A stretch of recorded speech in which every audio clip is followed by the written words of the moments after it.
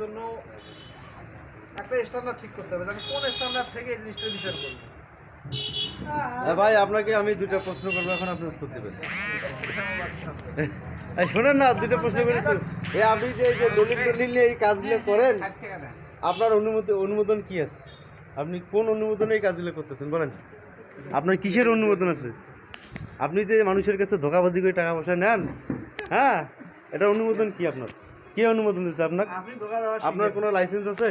Licence লাগে না, ওনার নিজস্ব অর্থায়নে কাজ করে। আপনি ধোঁকা দেওয়া শিখেন, মানুষ এখন আপনি ধোঁকা নেওয়া শিখেন। আপনার কোনো লাইসেন্স নাই, এটা হলো এক। আইনিভাবে কোনো কার্যক্রম পরিচালনা করার এখতিয়ার আপনার কাছে নাই। আপনি মানুষের এই কাজগুলো যে করতেছেন, এখন আমরা এই বিষয়ে আমরা কিছুটা জানতে চাবো। আমাদের মুরব্বি চলে আসছে। হ্যাঁ, মুরব্বি পরে। এখন হচ্ছে আপনি ভাই এই যে প্রতিদিন এই এলাকা, বিভিন্ন এলাকার লোকজনের কাছে যে বিভিন্নভাবে প্রতারিত করে এইভাবে কাজগুলো করেন বা করেন না, সেটা আপনি জানেন। কিন্তু এই যে মানুষের যে বলতেছে হারাম হালাল খাচ্ছেন, হারাম খাচ্ছেন, এইটার বিষয় কি হবে? এখন হচ্ছে ভাই আপনি আইনিভাবে দ্রুত কার্যক্রম পরিচালনা করেন, নাইলে সামনে আপনি বিপদে পড়বেন। আমি একজন সাংবাদিক হিসেবে আপনাকে বলতেছি, হ্যাঁ, এটার কিন্তু খুব ভয়াবহ অবস্থা দাঁড়ায়। এই যে ভাই আপনারা দেখেন, এই যে একটা মানুষের পেপার নিয়ে আসছে, এটা আসলে ওনার নিজস্ব দলিল না। এই যে দেখেন, এটা কোন মানুষের দলিল?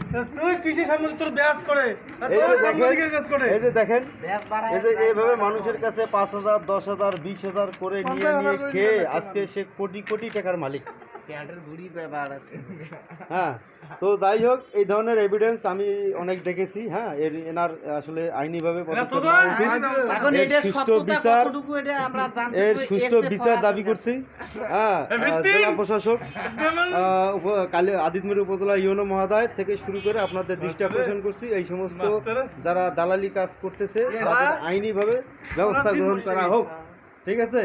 আর এখানে আশেপাশে ওনার বিরুদ্ধে অনেকেই অনেক কথা বলতেছে যে তারা দালালি করে অনেকভাবে ইনকাম করতেছে। ভাই কিছু বলেন তো, এটা হারাম না হালাল করে উঠে খাচ্ছে? হারাম জগতে, হ্যাঁ, একবারে হারাম জগৎ, হারাম করে হারাম জগতে খাচ্ছে। এটা মানুষকে প্রতারিত করতেছে, তাই না? এনার সুষ্ঠু বিচার আপনি চান তো? ভাই আপনি কিছু বলেন।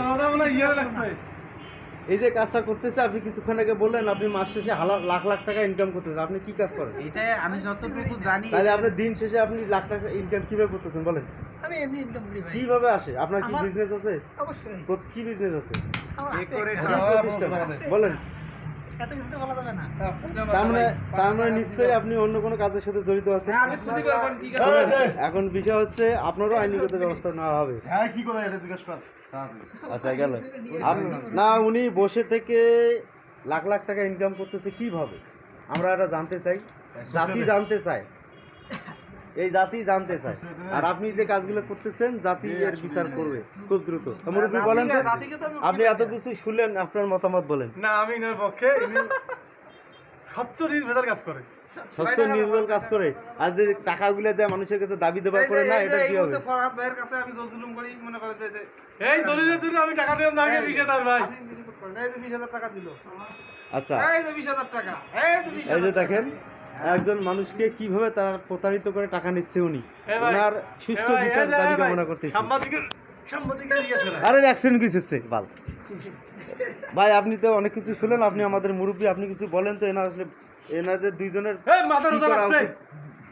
দুইজনের আসলে কি করা উচিত?